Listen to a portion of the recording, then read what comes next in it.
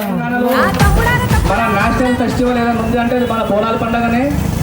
ఇలాంటి బోనాల పండుగని మనం అందరం కలిసి అంగరంగ వైభవంగా చేసుకుంటే పొద్దున మనం ఏం చేసినా కానీ ఇంకా బాగుంటుంది. రోజు మనము ఆరోగ్యంగా ఉంటాము, అనారోగ్య పాలు కాకుండా ఉంటాము. ఇప్పుడు అన్నగా చెప్పినట్టు కలరా వ్యాధులు కానీ ఎలాంటి వ్యాధులు కానీ రాకుండా మనం వేప చెట్లతోటి ఇంటికి పెట్టుకొని మనం బోనాలు తీసుకొని అమ్మవారు సమర్పిస్తే మనకి ఎలాంటి రోగాలు రావని చెప్పి కొన్ని గతంలో మన పూర్వీకుల నుంచి మనకు వచ్చిన ఆచారం ఇది.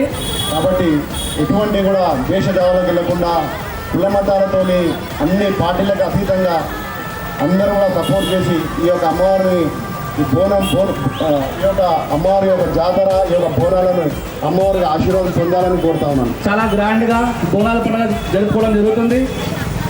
అదేవిధంగా నెక్స్ట్ తొట్టెల ప్రోగ్రాం కూడా ఉంటుంది. దీనికి పోలీసుల సహకారం ఉండాల్సిందిగా కోరుతున్నాము. అందరం కలిసిమెలిసి అమ్మవారిని స్వాగతం పలుకుతూ అమ్మ ఆశీర్వాదం తీసుకోవాలని ఈ సభాముఖంగా తెలియజేస్తా ఉన్నాను, ఆశిస్తా కోరుతా ఉన్నాను.